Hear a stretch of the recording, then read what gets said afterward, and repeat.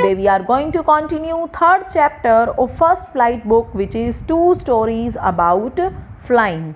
In the first part, you have already read about the story of young seagull who is afraid of flying, and you have already known about that how he was motivated by his own mother and how he learnt how to fly.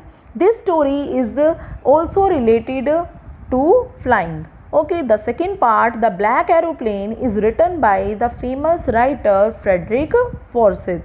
In this story, you will find out that it is a mystery story, and what happened there in the story, I will tell you the brief there.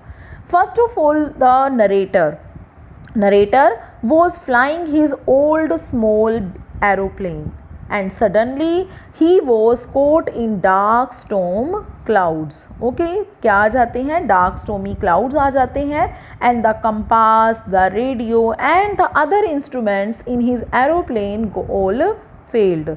सभी चीज़ें work करना बंद कर देती हैं. Nothing was visible outside the plane. Plane के बाहर उसको कुछ भी नहीं दिखाई देता. And luckily means according to his perception, the writer saw another aeroplane quite near him, and that aeroplane was a black aeroplane. We will discuss the story later while reading the chapter. Now let's move towards the lines of the chapter. Look at here, the moon was coming up in the east behind me, and stars were shining in the clear sky above me. Okay, first of all, look at here that the narrator is describing his own experience while flying the aeroplane. Now here the description given is, the moon was coming up in the east direction behind me, and the stars were also shining in the clear sky above me. Back side पे क्या दिखाई दे रहा है? Moon. Okay, and the stars were shining in the clear sky above me. There wasn't a cloud in the sky, means you can imagine that by this line there wasn't a cloud in the sky, means everything was good, and I was happy to be alone high up above the sleeping countryside, because he was feeling very enjoyable there.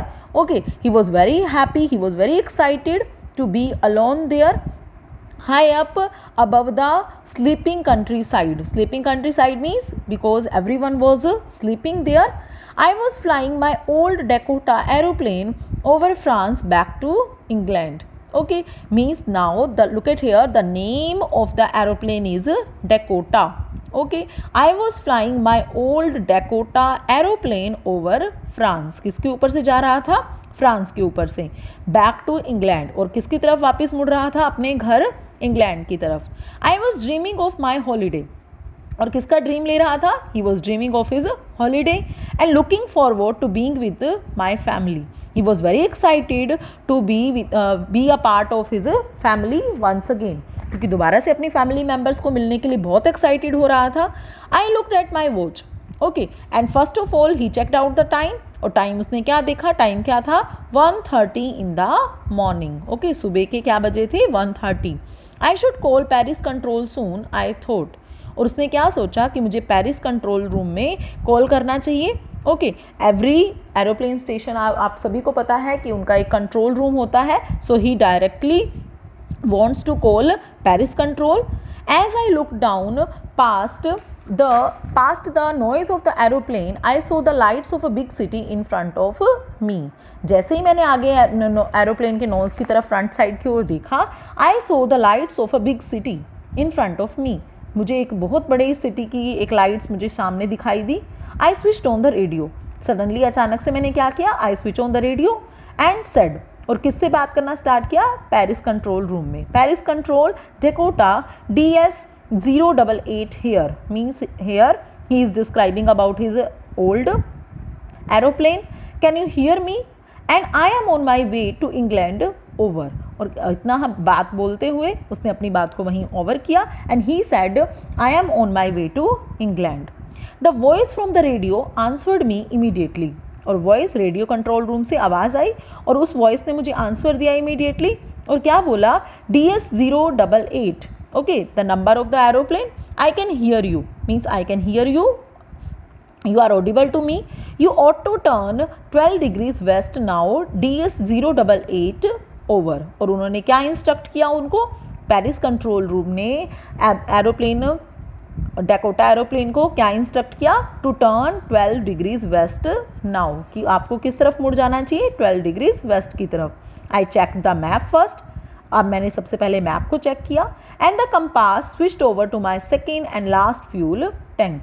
और सबसे पहले मैंने compass को check किया and switched over to my second and last fuel tank. और मैंने अपने second और लास्ट जो मेरे पास फ्यूल टैंक था उसको मैंने स्विच ऑन किया. And turned the Dakota 12 degrees west towards England. और किसकी तरफ मुड़ा? इंग्लैंड की तरफ, which was there at 12 degrees west side. I will be in time for breakfast I thought. और मैं क्या सोच रहा था? बिकॉज 1:30 मॉर्निंग का टाइम था जब वो चल रहा था. Okay, so he was thinking that he would be there in time for breakfast, कि फैमिली मेम्बर्स के साथ ब्रेकफास्ट के टाइम पर सही पहुंच जाएगा. A good big English breakfast, एक बहुत ग्रैंड और बिग एक English breakfast. Everything was going well, सब कुछ बहुत अच्छा चल रहा था. And it was an easy flight, और बहुत ईजी फ्लाइट चल रही थी. Paris was about 150 kilometres behind me. Paris कहाँ रह चुका था? 150 kilometres behind me. When I so the clouds, अचानक से उसको क्या दिखाई दिया? Means everything was going very well. Suddenly he so the clouds and the clouds were of stormy clouds. They were very huge. They looked like black mountains standing in front of me across the sky. अचानक से मौसम change हुआ, weather change होने की वजह से क्या हुआ? और वो क्लाउड्स कैसे लग रहे थे? They looked like black mountains standing in front of me across the sky. पूरे स्काई में चारों तरफ क्या दिखाई दे रहे थे? ब्लैक माउंटेन्स के जैसे clouds. I knew I couldn't fly up and over them. मुझे पता था that I am not able to fly up and over them, कि मैं अब वहाँ से फ्लाई नहीं कर पाऊँगा. And I did not have enough fuel to fly. और क्योंकि लास्ट और सेकेंड टैंक एक ही था उसके पास जिसको उसने स्विच ऑन किया हुआ था. And I did not have enough fuel to fly around them to the north or south. किसी और डायरेक्शन में मूव करने के लिए उसके पास इनफ फ्यूल नहीं था. ओके, और हम सभी जानते हैं वो किस डायरेक्शन में उड़ रहा था? वेस्ट की तरफ. I ought to go back to Paris I thought, क्योंकि पीछे जाने के अलावा उसके पास और कोई रास्ता नहीं था, किसी और डायरेक्शन में मुड़ने के लिए फ्यूल नहीं था. So I ought to go back to Paris he thought. उसने क्या सोचा? That he should move to Paris back. And but I wanted to get home, पर उसे घर भी जल्दी जाना था. आई वॉन्टेड दैट ब्रेकफास्ट, क्योंकि अपनी फैमिली को बहुत मिस कर रहा था वो, और अपनी फैमिली के साथ ब्रेकफास्ट को एंजॉय करना चाहता था. So he wanted to be he was very excited to move there to his home.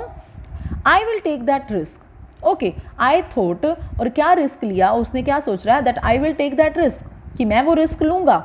And flew that old Dakota straight into the storm. और डायरेक्टली उसने अपने ओल्ड डेकोटा एरोप्लेन को किसकी तरफ मूव किया? Straight into the storm. Inside the clouds, अब clouds के बीच में से वो निकला. Everything was suddenly black. Okay, the stormy clouds were there. सारी चीज़ें बिल्कुल कैसे हो गई? Turn into black color. And it was impossible to see anything outside the aeroplane. Now the narrator was not able to see anything outside the aeroplane. उसको बाहर कुछ भी दिखाई नहीं दे रहा था. The old aeroplane jumped and twisted in the air. I looked at the compass. अब सबसे पहले क्योंकि हैरान भी हो रहा है, घबरा गया वो. And इतना डेस्परेट होने के बाद उसने फर्स्ट किसको चेक किया? He looked at the compass. I couldn't believe my eyes. उसको अपनी आइज पर बिलीव नहीं हुआ that the compass was turning round and round and round. जो कंपास था वो कैसे चल रहा था? Round and round and round. Means it stopped working and it was dead. It won't work, कि वो काम नहीं कर रहा था. The other instruments were suddenly dead too. जो और इंस्ट्रूमेंट्स थे एरोप्लेन में वो भी सभी काम करना बंद कर गए. I tried the radio. अब उसने दोबारा से पेरिस कंट्रोल रूम में बात करने के लिए रेडियो ऑन करने की कोशिश की. Paris control, can you hear me? Okay, now he was trying to converse with Paris control room. So there was no answer. Okay, no answer. He was getting there. The radio was dead too. Radio भी काम करना बंद कर गया था. I had no radio, no compass and I could not see where I was, क्योंकि कोई चीज़ काम नहीं कर रही थी. I was lost in the storm. अब वो क्या हो चुका था? सभी चीज़ें बिल्कुल बंद हो चुकी थी. And I was lost in the storm. Then in the black clouds quite near me, अचानक से ब्लैक क्लाउड्स के उसने क्या देखा, I saw another aeroplane, means luckily he was able to see another aeroplane, एक और एरोप्लेन उसको दिखाई दिया. It had no light on its wings, उस एरोप्लेन की विंग्स पर कोई भी लाइट उसको नहीं दिखाई दी. But I could see it flying next to me through the storm, but वो एरोप्लेन मुझे स्टॉर्म में मेरे नेक्स्ट बिल्कुल उड़ता हुआ दिखाई दे रहा था. आई could see the pilots face, मैं पायलट का फेस भी देख रहा था अच्छे से. टर्न टूवर्ड्स मी, जो फेस किसकी तरफ था, मेरी तरफ था. And I was very glad, means I felt very happy to see another person who was also there with me. Okay, because the another aeroplane was accompanying him.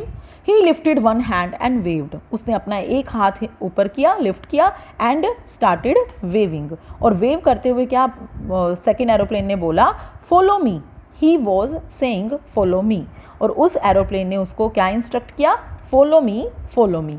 He knows that I am lost, I thought he is trying to help me. उसको पता था that उस aeroplane वाले को पता था that I am lost, कि मैं क्या हो चुका हूँ, I am lost in the storm, कि मैं गुम हो चुका हूँ. And I thought he is trying to help me, और वो मैं क्या करने लगा, मैं उसके पीछे पीछे जाने के लिए रेडी हो गया. And he is trying to help me. This is it with today. We will continue the chapter in next video. Thank you.